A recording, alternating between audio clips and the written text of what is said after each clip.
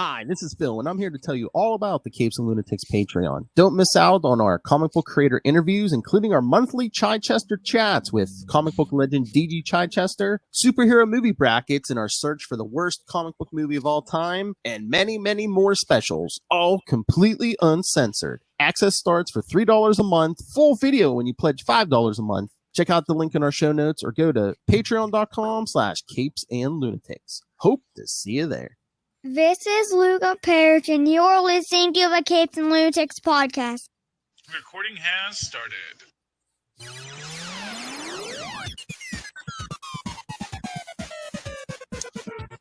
And listen to the lasers, my friend, because that's how you know you're protected from asteroids coming to this Earth to destroy us all. Hey, cats and kittens! Welcome to Superconnectivity. I'm your host, Charlie, the Professor S, and with me, as always, is the blue-eyed bomber from the Burg of Pitts, Phil Podcast Perich. Oh, the man who podcasts himself. His hair is not really red. It just glows with that effervescent energy of podcastery. My aura. Yeah, I don't know if you ever watched these, but yeah, you get this real vibe on your lighting, the way it works. You look like Jimmy Olsen met the Human Torch. So I mean, there's redheads in my family, but no, yeah, it's just the lighting. Yes, I don't know. That's what he says. But anyway, so okay, let's talk about. We got to talk about Naomi. Yes. Oh, I really hope David F. Walker's getting nickels on this. I mean, he should be getting something, shouldn't he? Because I hope so. I haven't really double checked to see if his name is in the credits, but co-creator, don't they get something? Yeah, you hope. You hope, Phil. You hope. But if he doesn't, and Bendis is, that's where I go, Bendis.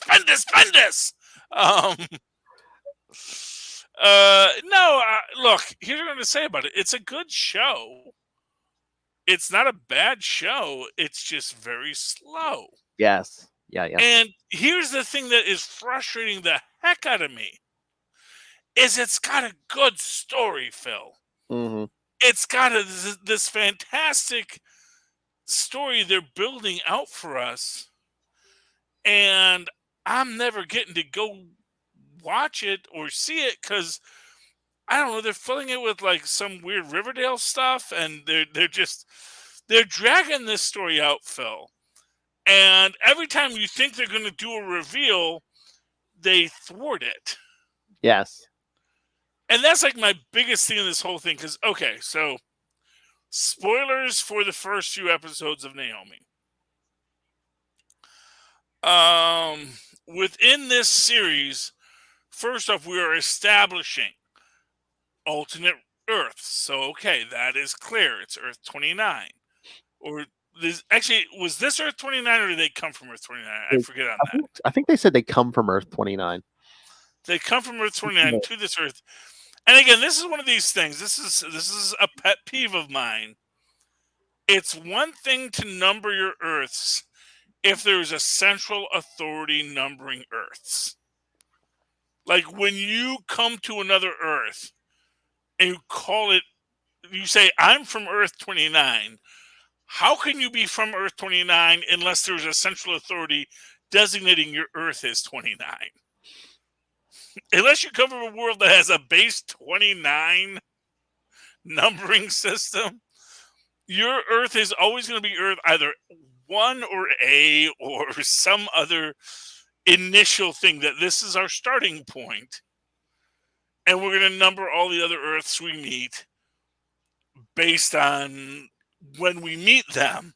After Crisis on Infinite Earths, I think most of I know on Earth 1 and that I don't think they know the multiverse is still around, but like before Crisis, there was, I forget what their names were. There was some kind of organization where they kind of police the multiverse because it was after the New 52, they had the 52 Earths. Yeah. And they did have a group of beings who monitored the 52 Earths in the giant Plinko game that the 52 Earths rested in. Which honestly, what part of you thinks we'll just say there's 52 Earths, one for each week in the marketing year, and it's Because New 52 is lazy now. Now it's all back. I swear it's all back. But no, the Flash one was great because it's like who the guy in charge was. He was played by Danny Trejo. oh, Danny Trejo. Oh, he was the what? Who's he? The Monitor or? No. There was some kind of. I don't. It's not It's not like the TVA, but they were kind of just like the cops of the multiverse. Kind of. It's It's Yeah. like if you have to drag someone back to their Earth, that's kind of what they did.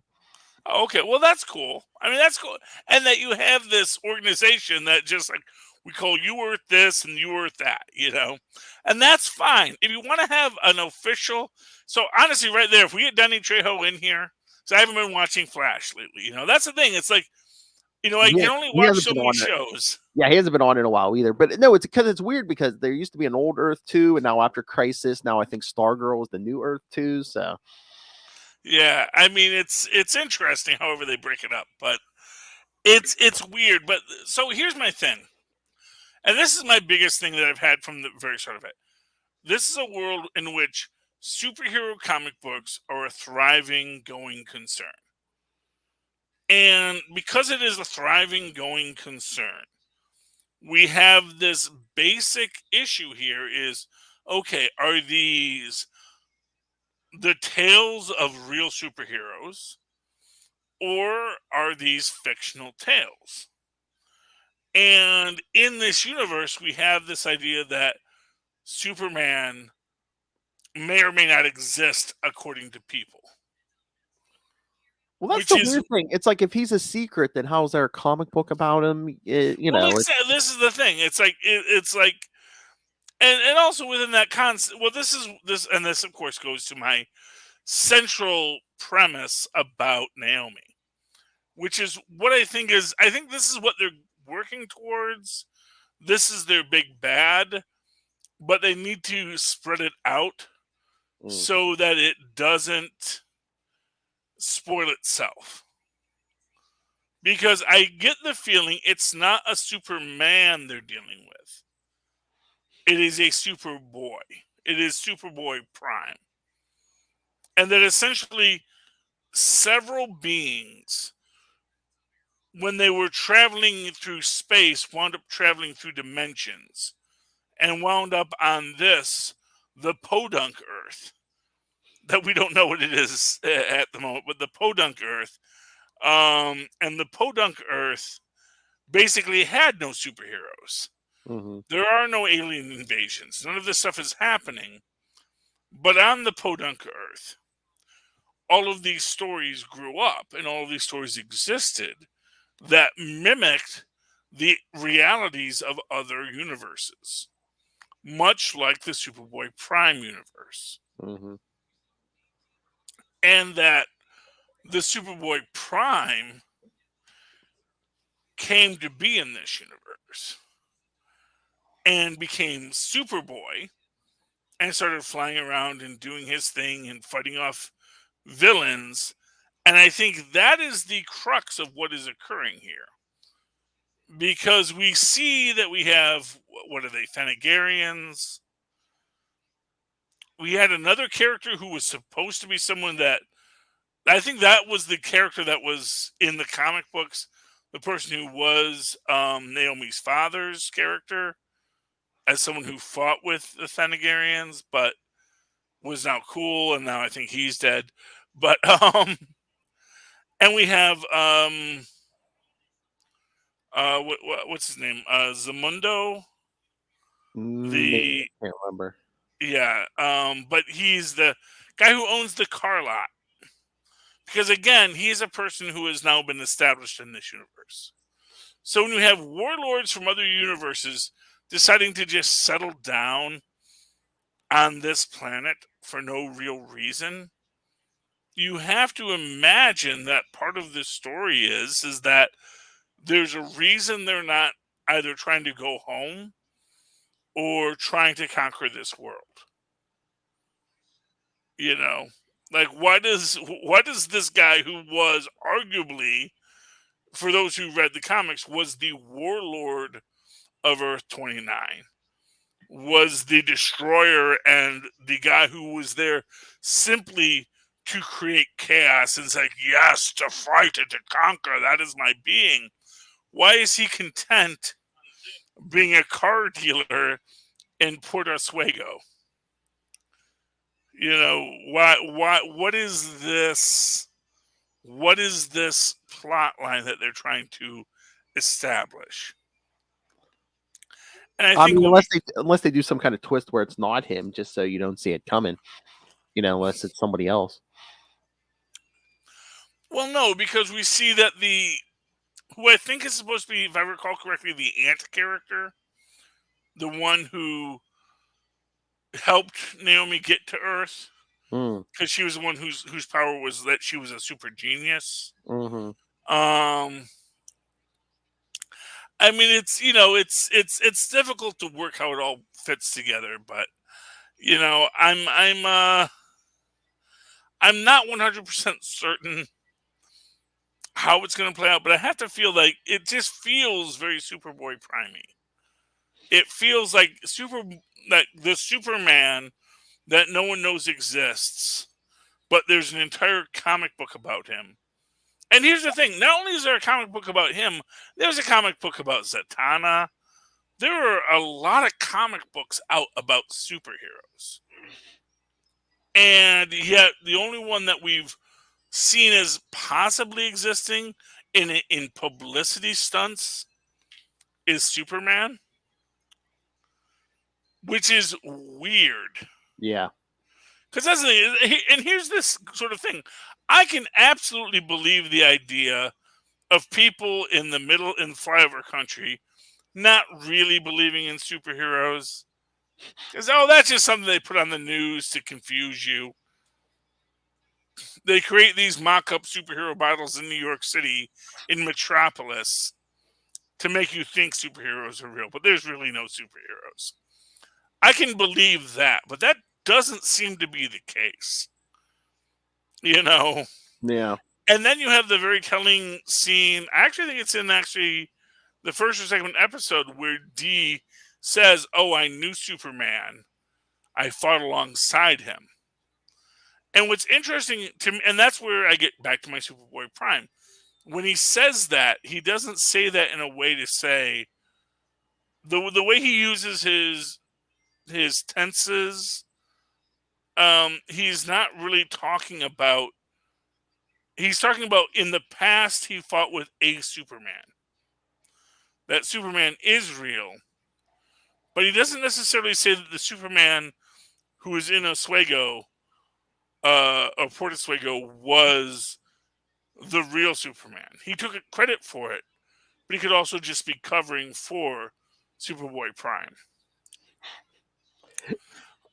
You know, my actual opinion is that probably what we're going to get is that at one point or another, all these beings started coming through the universe, and because they started coming through the universe, you know, they all had to sort of figure out what they were going to do. Lilith It's was joking around, but she's like, watch, it won't be Superman. She's like, who it'll be? Who's Naomi on a team with right now, and who has a movie coming out this summer? She's like, watch it be Black Adam. No, Black Adam. But see, he'd be black, not blue. Yeah. That's the thing, is because he's blue, you know he has to be Superboy. Here's what's most interesting. In the first episode, they get a bit of Superman's cape, but they can't burn it or destroy it. But then how did it get ripped off? I guess we're supposed to believe that somehow Mongol ripped it off? Or whatever. Yeah, whatever he was fighting was so strong, but besides that... It ripped off a nice chunk of his cape, but then his cape is ripping it. So I'm waiting to see what we get with that. But it's interesting. It's interesting what they're building towards. It's interesting to what we're going to see. But I would love to see Naomi do a lot more, but I just feel like they're dragging it. And I kind of feel like they're bogging it down with unnecessary. Like, I think there are characters in here who I never even saw in the comics. Yeah, I mean, I'm trying to Like, I remember. remember in the comics, it's like there was like one lady that was like her best bud. I was gonna say, I don't think she had all these friends in the comics. No. No, she was, and I certainly know there was no running for school president premise, And along those lines, like, did we really need it here? Because she doesn't even become school vice president or school president. She just, it seems like they were trying to force a Riverdale plot, or sorry, they're trying to force an Archie's plot onto this, and it just really feels like I don't know who's in charge of organizing this story, but it doesn't seem very well organized. I mean, I don't know if that's a CW thing sometimes, because I felt the same way about Black Lightning. Like, the story was good, but I didn't think it moved quick enough. I mean, Stargirl seems to move a lot quicker than this, doesn't it? No, Stargirl moves quicker, but Stargirl has the advantage of having an established superhero universe. True. So when you establish the exit, and that's the thing, like, Stargirl's universe is built upon the idea that there are superheroes. Mm. They're relatively clandestine. They aren't publicly known, but they exist. True. So within its own conceit, it can build out its own universe.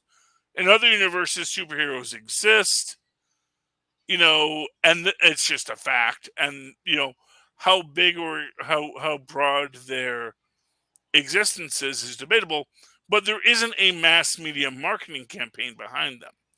This is the first one in which comic books of superheroes become a central thematic to the story.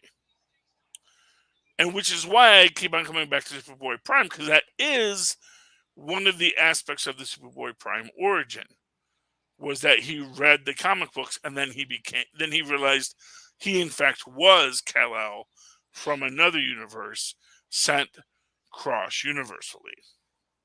And because you have these two stories in which the chosen one is sent cross universally, it implies that, that's what they're building towards. And this is always the problem with adapting an established comic or story into a dramatic series, which is that because all of us know what happened because we all read the comic, you have to come up with new things to happen so as not to make it spoilery. Yeah, I mean, just like drop a little nugget of information every time. I mean, it doesn't seem like we get a lot of information. Well, and it is just this idea that I think that Naomi would like to. It would be nice if Naomi could do something and establish herself as a super being. But I don't even think they got to, so for example, I think at the end of the first issue of Naomi, they get to the starship. Yeah. And in this one, we don't actually even get to where Naomi landed until like the third episode. I mean, this week was episode 4. Does it seem like we've got four episodes worth of stuff so far? No, and it's like it seems most of it is taken up with a bunch of Scooby Gang nonsense. I know. Again, it's like 4 episodes in, she has all these friends already. I'm like, you got to build to this Scooby Gang. Well, I mean, she can have lots of friends. I'm not faulting her for having lots of friends. No. But it just seems like she has a social life, but at the same time, it's like. But it seems like they're all there at once. It's like, how about we focus on one friend, one episode, one the next episode, Well, why don't we just focus on like what exactly is her motivation? Because it seems like she has a motivation, but she keeps on like delegating out her motivations to other people. And I think like half the time, most of the people are like, wait, I thought this was just fun things we were doing. What are we doing now? Well, I think that's the problem. Like, the focus, I think, keeps shifting. It's like, yeah. I mean, that is the problem. It's the focus, and I'm hoping it's the kind of show that will eventually come into focus. Yeah, that at like the next episode is going to okay, now we get the big reveals. Now it's going to kick into high gear as we rush towards the finale. But it's like, but the problem is that if you've wasted everyone's time before we get to the finale, then why is anyone sticking around for the finale? And I guess all the shows are on a break till the end of the month. I'm guessing because of the Olympics. But yeah, everything's on a break till like I think the last week of February. So I am waiting for the first network to say, you know what? No, we're going to put on new content against the sports ball programs. And honestly, the Olympics are exactly the sports ball program to go up against. I just think they're afraid if they do that, they're going to hurt their ratings. I don't think. Well, that's the theory, but I don't even know anyone who. Look, I like sports ball as much as the next guy. But first off, these are Olympics taking place on the other side of the planet.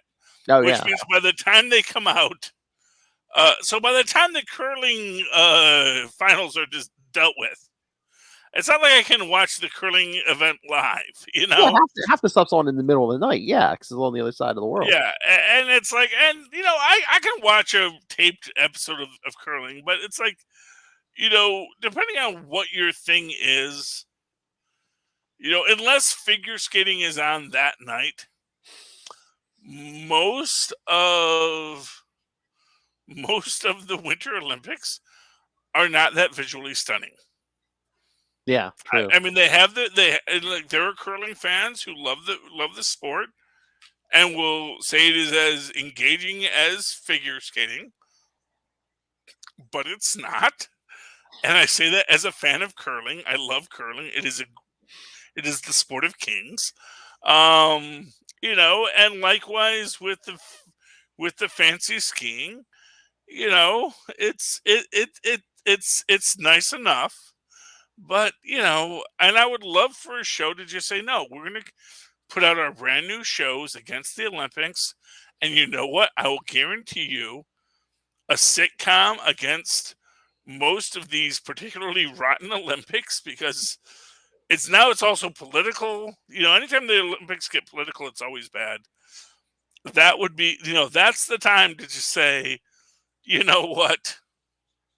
Let's watch something else. Are the Olympics on all the major networks like NBC? No, it's only one. NBC. Okay. Yeah.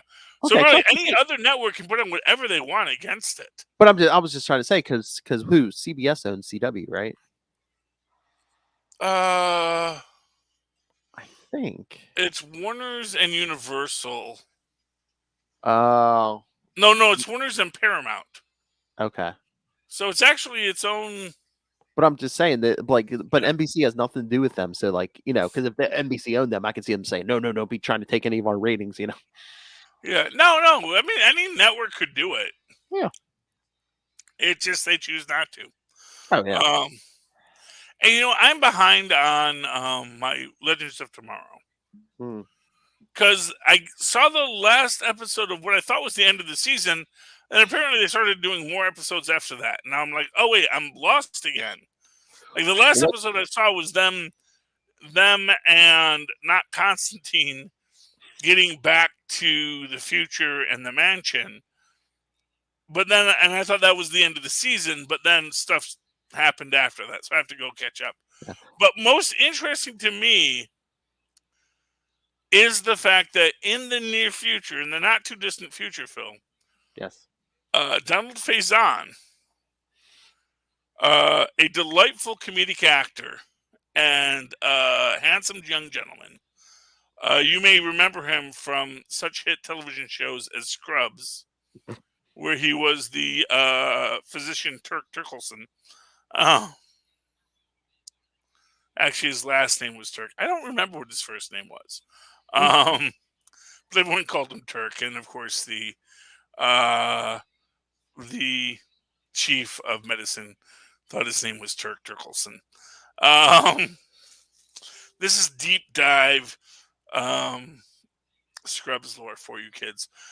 He has been cast as a hero whose golden age is behind him. but he feels he can get a boost when he meets the legends. And he's a Legends fanboy. And so they're like, in their description of him, it sounds like they're trying to make him sound like Booster Gold. Yeah, because then it say something about like celebrity or fame seeking or something. Yeah, it So was fame seeking and celebrity. He was a superhero. I even think it says he's from the future. He admired the legends of tomorrow. So I'm really excited to see this. I'm really excited to see, because honestly, I can see Donald Faison being Booster Gold. mhm. And that's always, that's that kind of stuff. It's like, you know what? As a character, yeah, I could totally see that being that Booster Gold character. I can totally see him being the football player. I can totally see him screw up. I can totally see him stealing a time machine. I can totally see him being Booster Gold. I mean, You know? people been begging for that on that show for a while. So Oh, well, everyone's been begging. Everyone always begs for Booster Gold. oh yeah, Booster Gold, like Ambush Bug, is a character that people want. Because here's the thing. Is that comic book fans want comic book characters. And comic book characters are not quite cinematic characters. They tend to be a little sillier, they tend to be a little broader, and they also tend to be really interestingly complex once you get past their garishness. Like most superhero films basically say, how do we subvert the garishness to tell a human story? Whereas comic books say, how do we tell a human story despite the garishness? And that is what I think James Gunn understands, is that the garishness comes with the product, but you can still tell a human story, which is why he's doing so great with Peacemaker and the fantastic Jennifer Chung, who we just interviewed over on Caves. Annie Chang. I'm sorry. Why do I keep on calling her Jennifer? I don't know. Annie Chang. Annie Chang, who plays Sophie Song. Sophie Song on Peacemaker. She is fantastic. Oh, wonderful. Wonderful person. Go scroll up, listen to the Capes and Lunatics podcast. Episode 247, kids. Yes. Because she is just a beautiful person to talk to and interview and listen to. Even if you've never seen Peacemaker, I'd say go listen to that interview because she is just wonderful. Really. Honestly, she'll make you want to see Peacemaker. You might be disappointed that it's not all Annie Chang all the time. Yeah. But still, she's in it. But but I do think that's what James Gunn understands. I think that's largely what Kevin Feige understands. And I think that is the idea that people are trying to get to is, look, they're garish characters, but they're human beings. And it is this idea that, we are garish and we are weird, but so is the universe. The world is garish and weird, and we're going to just play our parts within it. So, yeah. So, where was I with that? Booster Gold. Booster Gold. Booster Gold is garish, and he is weird, and he deserves a place in it. And I am very hopeful they have it. Now, the big question is, will they have a Blue Beetle for him? Oh, yeah.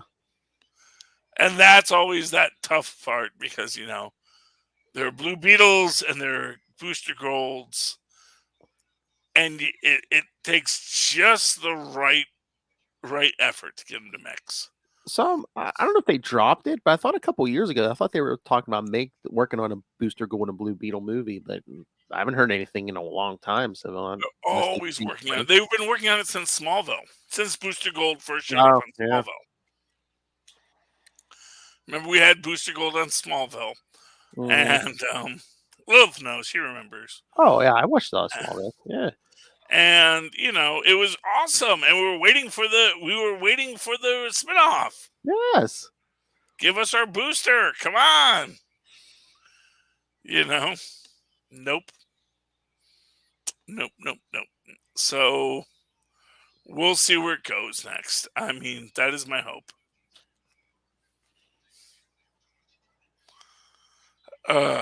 Anyway. You want to talk some comics? Let's talk comics, Phil. I am exhausted with all this pop cultural ephemera. Let's talk comic books. You want to talk? Let's see here. What do we have? We have a lot of Marvel books this week.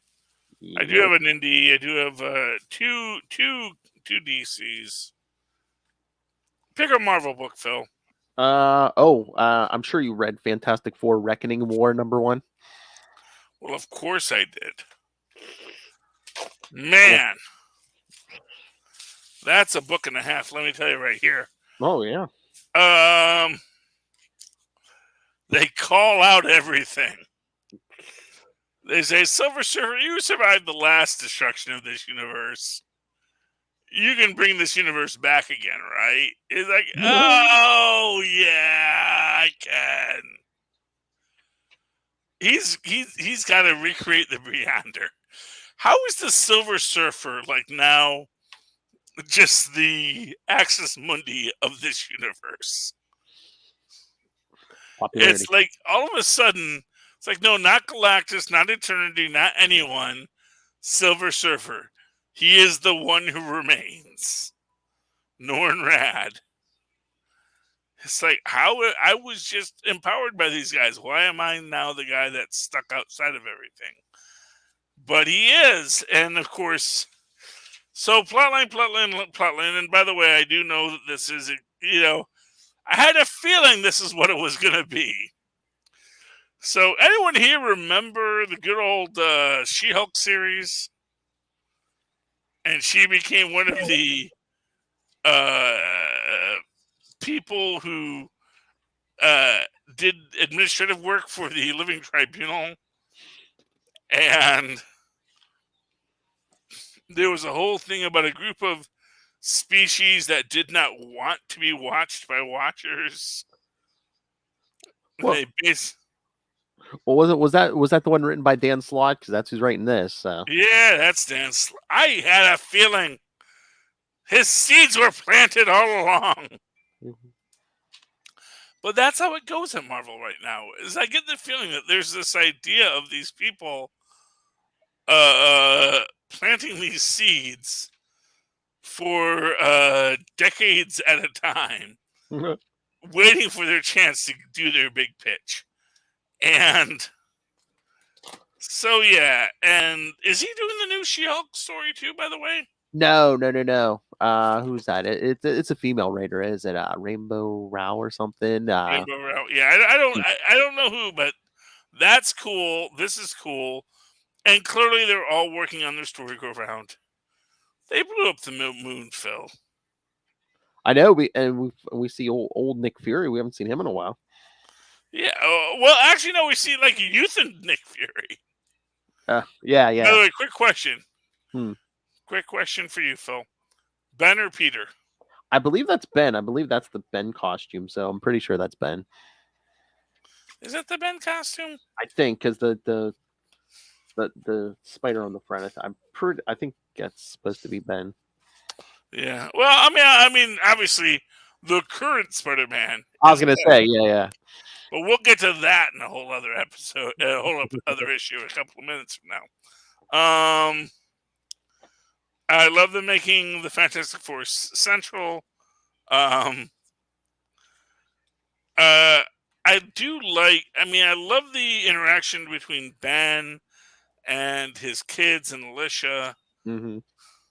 Oh, I love the fact that we have Jack of Hearts fighting alongside She-Hulk, since that's who showed up in their apartment at the end of the last issue, which sort of gives you that point of space. That Jack of Hearts is right there. He's got a weird costume, by the way, Jack of Hearts. Yeah.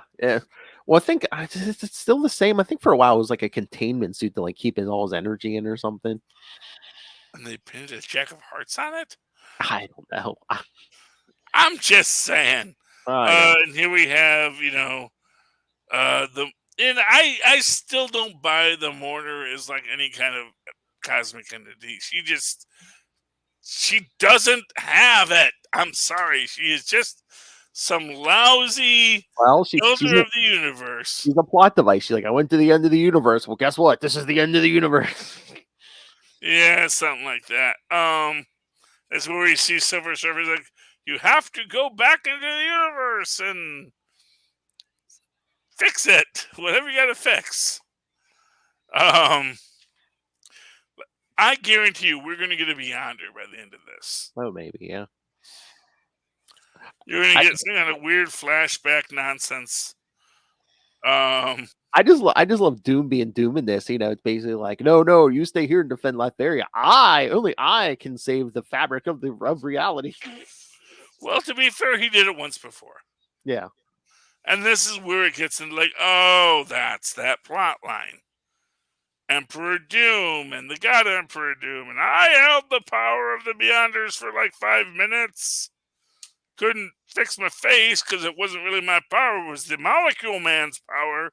Yeah. Gee, what's he been up to? Oh, that's right. He disappeared, scattered into atoms. I'm sure that will stick. Yep. But like they brought back the ancient race, the Watchers gave like technology to, which is just kind of sad. Just this idea that, oh, what if we gave everyone the ability to make food and stuff, which comes back later when we get into the thing. So it's like, I mean, that's a new spin on that story, right? That's like, yeah, they gave that race this technology, and like the race blew up like most of the known universe till they sealed off what was left. Well, the idea being that what we think of as the expansive universe is just a fraction of it. It's only like 10% of what used to be, yeah. Yeah, which is an interesting take on it when you think about it. Mm-hmm. It's just this idea, and people have commented on that. Just, gee, shouldn't it be bigger? Because like when we do the math and what we can see from the science, like, gee, it kind of looks like the universe is like, oh, wow, it has limits and all this kind of stuff. And it's an interesting take. And it's like, no. It is infinite, but we had to like close off a certain portion of it for repairs. But that's where Beyonders come in. That's right. Because the Beyonder can just say, well, I could always merge myself with your universe and repair the whole dang thing.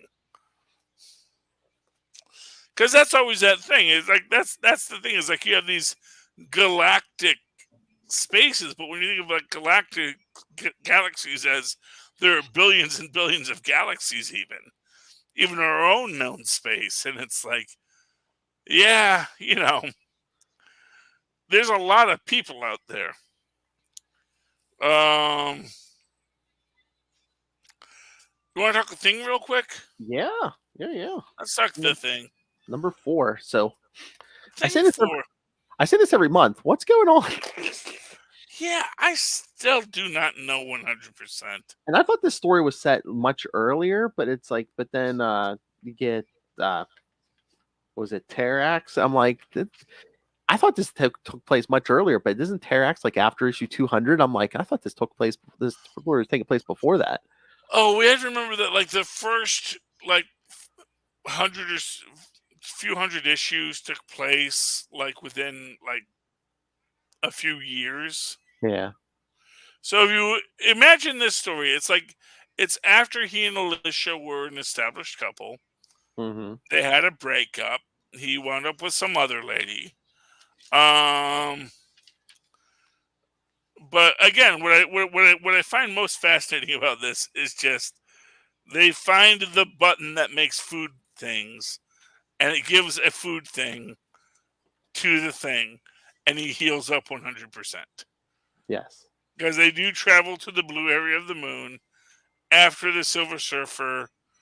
And man, I gotta tell you, this lady that the thing is with, She ain't nothing but trouble.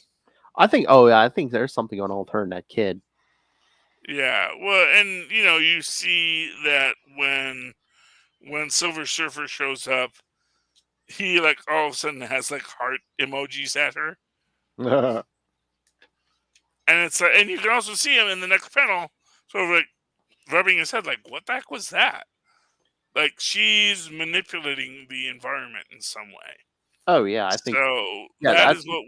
yeah, I think that this woman and that kid are like some kind of aliens or something. They're manipulating people's emotions. But yeah, Yeah, something's going on. But we get Ben. He fights, and it actually looks like he was just fighting one of the robots. Like there's 100 robots there, but he was only fighting one of them. They keep on like drawing blood from him. yeah. Have we ever gotten a lot of scenes with like them drawing blood from Ben as the thing? Because Very rarely. yeah, that's what I thought. Yeah, I mean, Because usually it's like, yeah, you can chip like pieces of stone off him, but I didn't think he bled a lot. yeah. We have a character named Berserker. It's like, hey, new to the story, Berserker. We need a third character for the panel, so there we go. And then we get our big fight. But meanwhile, you have Alicia's nightmare with Alejandro Mm-hmm. and some mysterious figure in the background. Oh no! I don't want to say it's nightmare because I don't want it to be a nightmare because that's really cliche. But yeah, so there's a nightmare being that's causing trouble. I mean, I enjoy it. I enjoy it as a book. I was most fascinated by the Watcher technology. Yes. And food that makes you feel better. Phil, you got a book you want to throw out? Well, if we want to keep along the theme, did you read Fantastic Four Life Story? It was the last issue. No, I did not read that yet. Tell me what happens in the last issue, Phil. I mean, it's pretty much what you'd expect. In the year 2014, Doom tries, now that the threat of the Galactus is gone, Doom tries to like take over the world. So, the remaining old superheroes have to basically come out of retirement and team up with the young heroes. And basically, yeah, Reed's still, basically in a catatonic state ever since the whole Galactus thing. Oh, goodness. But like, I obviously missed an issue.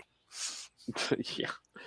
But so, yeah, the whole thing at the end, because they need information from Reed's head to help stop Doom. But I guess he recorded his mind or most of his mind on this like android head. So basically, the end is just like the android head telling everybody, I love I love you, Sue. Thank you, Ben, for being such a wonderful friend, and all this.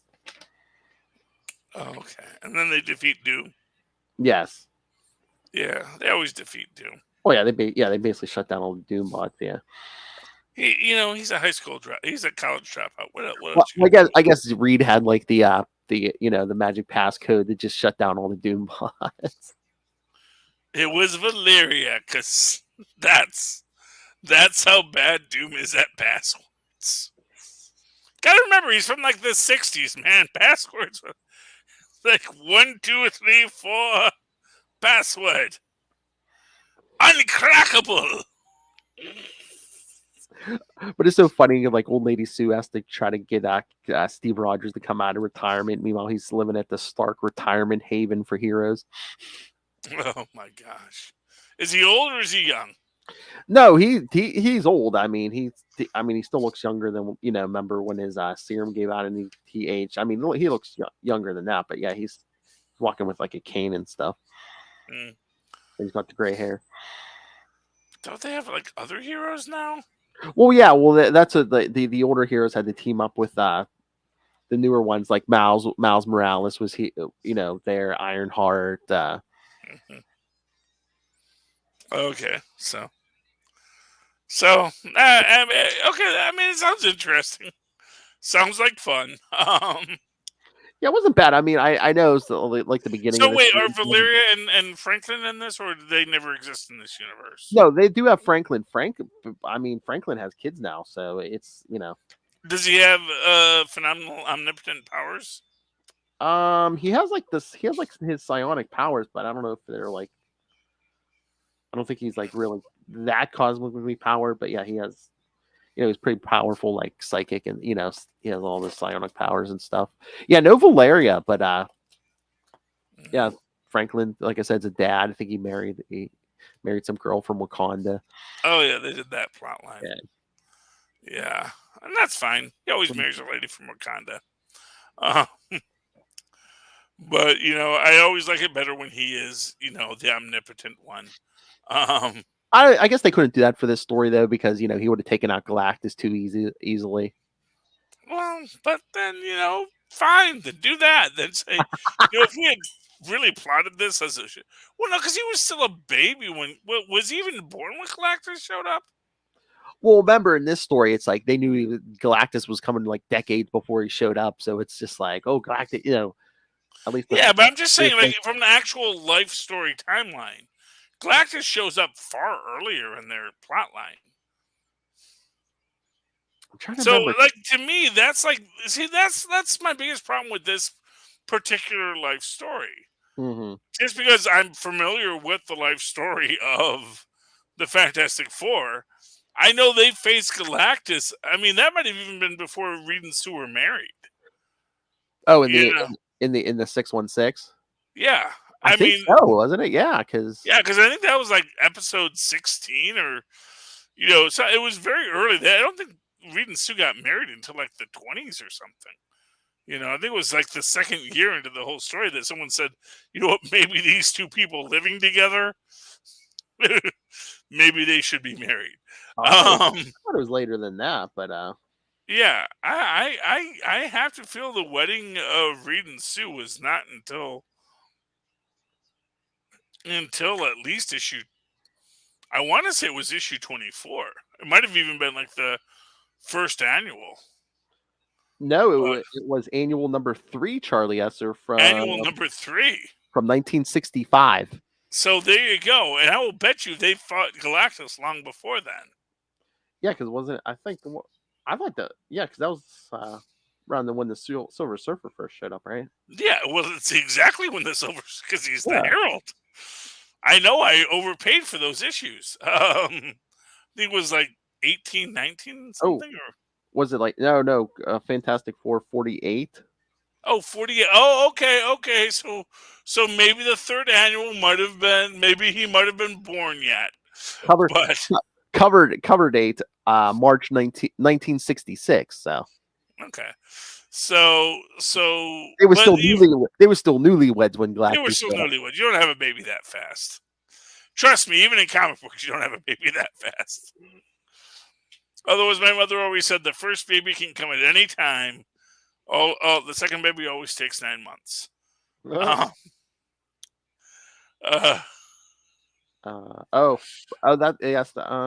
looking up. Yes, I believe it's saying here. Yes, Franklin was born in Fantastic Four Annual 6.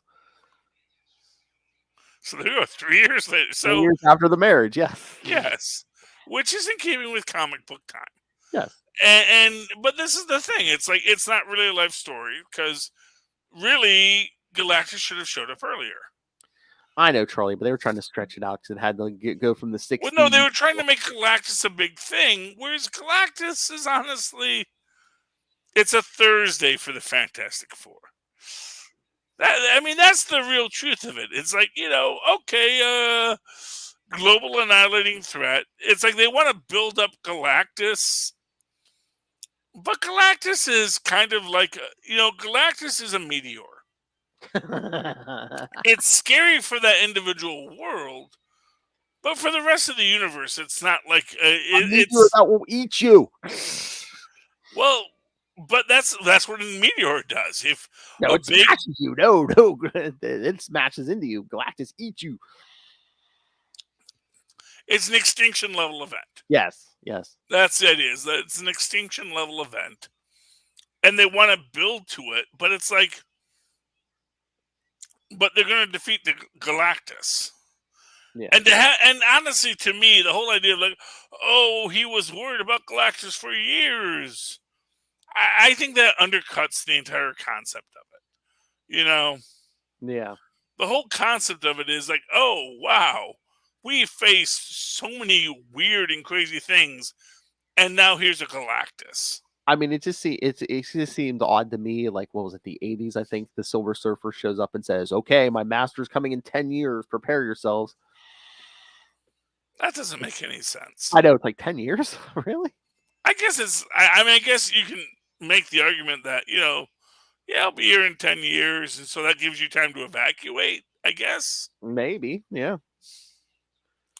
you know, but for a planet that doesn't, I guess for a planet that doesn't have any interstellar travel. Although I guess at this point, well, we already have a Fantastic Four. I mean, really, the thing would be to go right to the Fantastic Four and say, "Hey, you're that super scientist that made that super Well, starship, right? I think the You whole like thing. make like 10 more of those in the Yeah. next 10 years.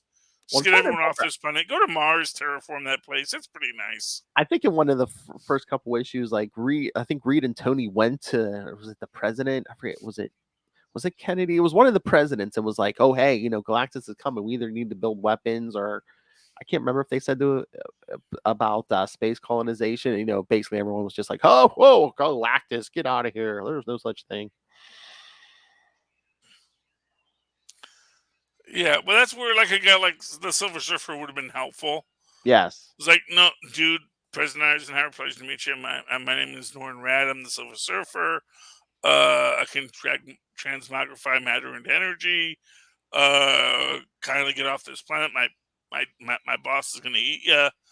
So after this, it's on you, dudes. Yeah, it was just the thing. It's like nobody believed, and then by the time the surfer does show up, it's like, oh, it's too late. Yeah, honestly, it just seems. Yeah, like I said, it just seems this effort to. It seems like they've ignored the timeline to make a story that they wanted to tell, rather than the story that happened. I mean, I will say the life story stuff. They they take the big events but they mix them up all through the timeline. But I will tell you, yes, the Spider-Man one, they did do it better. Yeah, well, and this is what I'll say: is Spider-Man has a much easier story to tell. Yeah, because he spends a lot of time in sort of a doldrum. Mm-hmm.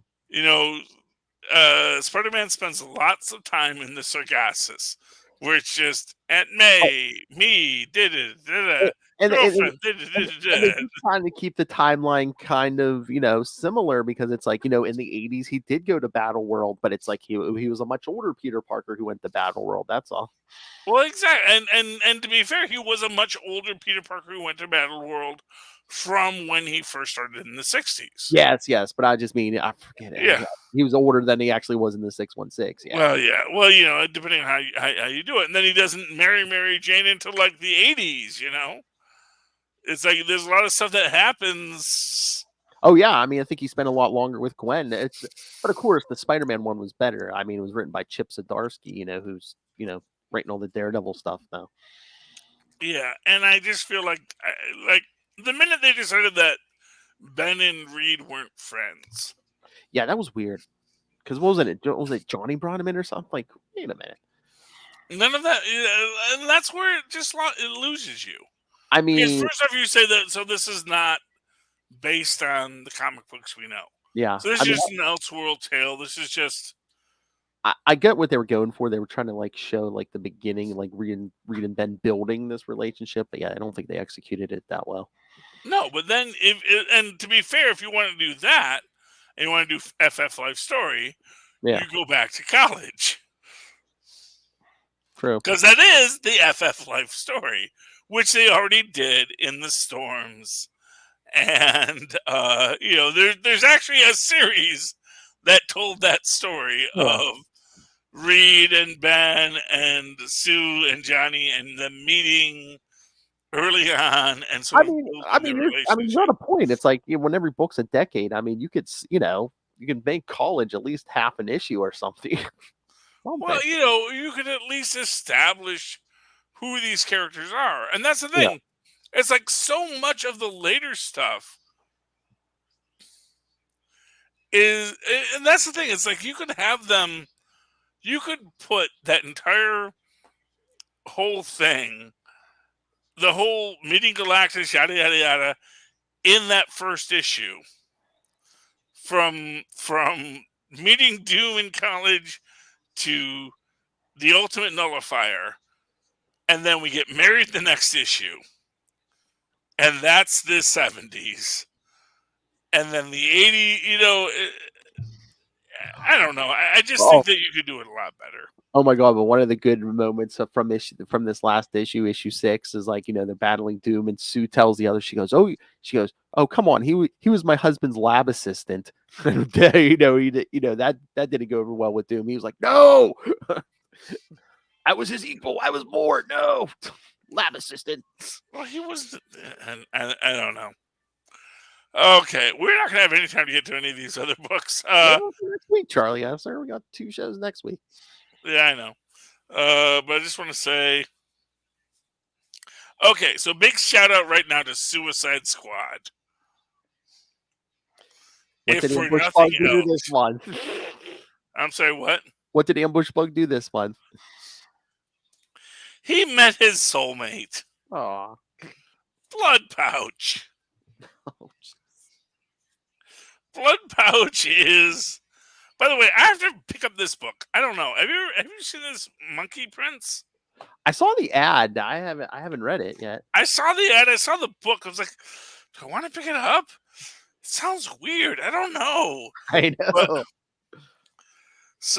But like the entire storyline of it's like Ambush Bug meets Blood Pouch is the whole of this story.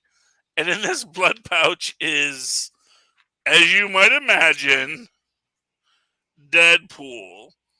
But and it really shows you the difference between the two, the similarities and the wonderful both the similarities and differences to the characters. There's one panel in particular that I'm trying to find here, where basically Ambush Bug is just saying, "I love you, my fellow fourth wall breaker." But there is this scene. Here it is.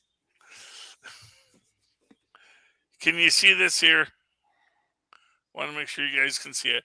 And it's just Blood Pouch and Ambush Bug with leaning on the shoulders of the panel, looking in,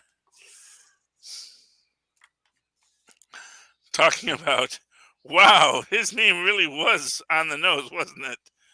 He was getting help. It is interesting how they break it down, but there are several points where Ambush Bug is, and he is just always talking to the audience so directly, and it is beautiful, and I love it. Books we didn't get to this week: Amazing Spider-Man 88, Return of Let's Meet the Goblin Queen. Oh man, Star Squadron, or sorry, One Star Squadron. 3 of 6, really good book. The Marvels, for that throwback fun, number 8. Shang-Chi number 8, also awesome. Of course, we talked Thing 4, and of course, hey, I did finally read one of the Mirror Mirror books. It was awesome. Number 4.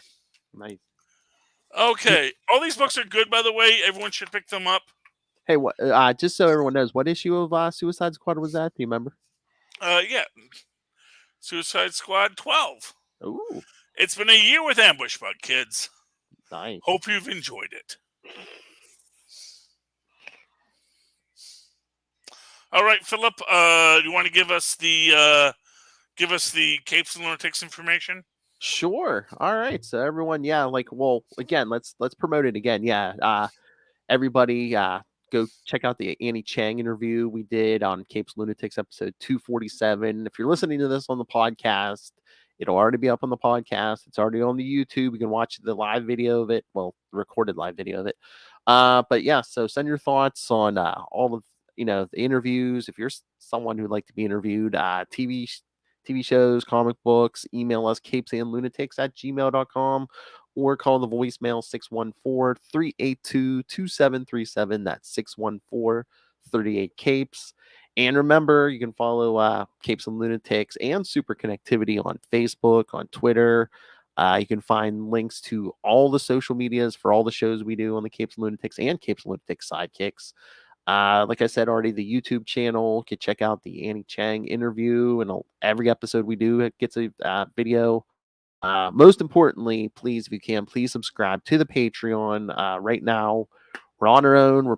Everyone on the team is paying for this out of our own pockets. So, yes, we are paying to give you this quality content. So, any contribution is appreciated, but $3 to $5 gets you the early access to creator interviews. Mr. DG Chichester talks to me and Lilith every month, and it's a Patreon exclusive. So only on the Patreon, you're going to get the superhero movie brackets, where we pit two quote unquote bad superhero movies against each other every month. So eventually, hopefully by the end of the year here, we're going to give you the worst superhero movie of all time. So, or at least out of the big list we picked. So, yes, find all of that and Capes and Lunatics and Capes and Lunatics Sidekicks merchandise at Linktree, linktr.ee/Capes and Lunatics.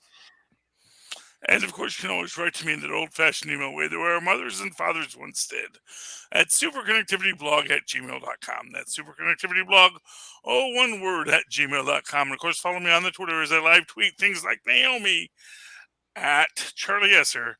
That's CHARLIE ESSER. Look for the two E's in the middle. For quality. Bing! Thank you, Maz. All right, ladies and gentlemen, you have listened to another episode of Superconnectivity. I hope you have felt connected to us for our supremacy, and I hope you come back again next week to super connect with us again. Good night. Good night. I don't know what that means, connect to us for our supremacy. I don't think it was particularly supreme. Okay, But okay, Doom. I am Doom. I am Otto, the superior connector. I love you too, Tristan. Lost on mechanics.